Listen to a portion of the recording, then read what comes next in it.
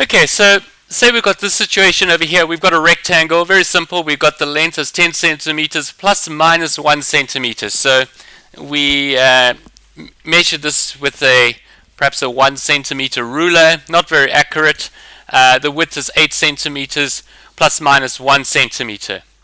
Now I'm going to look at two different situations. Firstly, looking at finding the perimeter. Now obviously if I was finding the perimeter of this, we would say 10 plus 10 plus 8 plus 8. Alright? And we would get a total of 20 plus 16, which is 36 centimeters. That would be the perimeter that we worked out from our measured readings.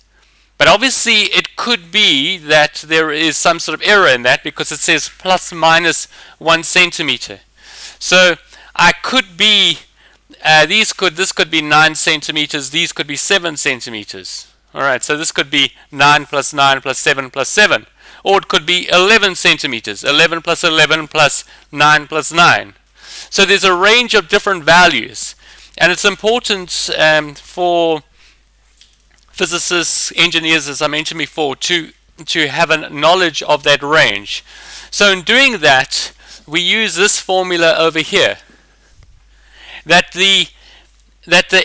If you've got something where you are adding values, then all you've got to do is you've got to add the error in each case. This delta y and delta AB and delta A and delta B, these are the delta W in this case is 1 centimeter.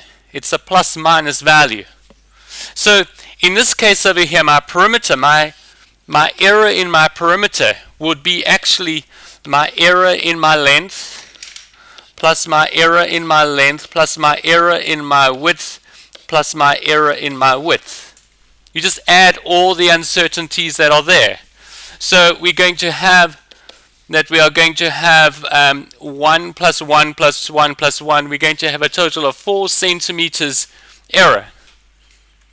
So we could have, therefore, that we could have my value, which is 36. Alright, my perimeter can equal 36 centimeters plus minus 4 centimeters. That would be the range of values that you could have for your perimeter. Now obviously this makes a big difference. If you are designing and you are taking measurements, for instance, carpeting, and you make this sort of mistake, and you order for 36, but in actual fact you need 40. There's been an error in the result. So you come along, you say, oh well, I got what I needed, but in actual fact when you actually come out you actually needed more, or you overorder and you spend more money than is required. So you need to be careful with this, and this is what we do a lot in scientific investigation. So that's a pretty simple thing. When you're adding or subtracting, all you're doing is you're just adding your variables, adding the error in your variables. Now, if we're looking at multiplication, so if I'm looking at with my, let me just repeat this again. So I had my length was equal to 10 plus minus 1 centimeter, and my width is equal to 8 centimeters plus minus 1 centimeter. If I was looking at my area, then obviously the area would equal my length times my width. So that's going to be 10 times 8, which is equal to 80 centimeters squared. Now what would be the error in the area here? Now to do that, it's different ways, but basically we use this set of formulas. When we get multiplication and division, we use this formula over here. Now it may look complicated, but it's not all that complicated. We'll just go through the process with you. So this over here, this delta y, this is your answer. This is your error in your area. Alright? Over the actual value that we got for the area, which is actually your 80. And that would equal to the number of variables that we're dealing with. We're dealing here just with a length times a width. So it's going to be the error in my length over my length plus the error in my width over my width. Like that. So I just put these values in. My error in my area over 80 is equal to the error in my length, that's 1, over 10, plus the error in my width is 1, over 8, like that. And we just solved that. So that's going to be now, obviously I'm just going to put that in brackets. I'm going to times it by 80, and we're going to get the error in the area.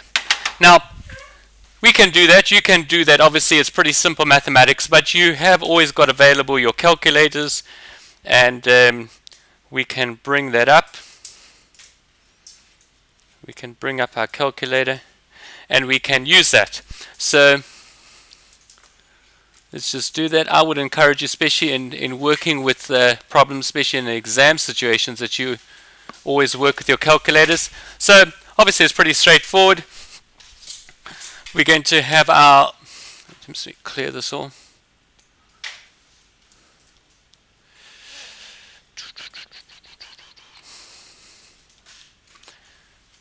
Alright, so we're going to get 1 divided by 10, which is equal to 0.1, plus 1 divided by 8, close brackets, times by 80, and we get 18. So the possible error in my area is 18 centimeters squared. Okay, so that means that my area is equal to 80 centimeters squared plus minus 18 centimeters squared. So it could be, with that sort of error in your measurement, it could be that you've got an area of 62 centimeters or 98 centimeters. And I think you start seeing that it's pretty big. You're getting a large variation in that. And so it's very important to follow through these errors in your calculations. Now, another way of doing this, and perhaps a way that is more easier to understand or to think through, is obviously we know, and let me just take out some of this over here. I could work out my maximum possible area and my minimum possible area. So, for instance here, my maximum possible length, 10 plus 1 would be 11. So my area max could be 11, and my width, my maximum width, could be 9. So it would be 11 times 9, which is equal to 99, is that right? 99, yes, centimeters squared. And my area min could be, my smallest values that I could have would be 9 times 7, which is 72 centimeters squared. All right? So 63. Sorry. I was still thinking of 8. 63. So we got that, and then you can see here that your error that you could have would be your maximum minus your minimum. So it's your area max minus your area min divided by 2, which is going to be 99 minus 63 divided by 2. 99 minus 63, how much is that?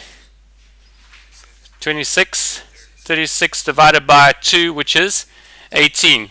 So you've got 18 centimeters squared. So that is another way of doing it, a more intuitive way of doing it, where you look at the maximum value and you look at the minimum value.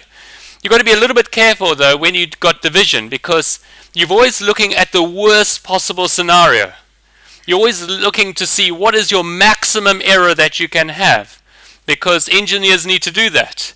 They need to make sure that they're not minimizing the errors, because it makes it easier for them. They want to look at the worst possible situation, because those situations can occur and your building can collapse, your bridge can fall down, and so forth.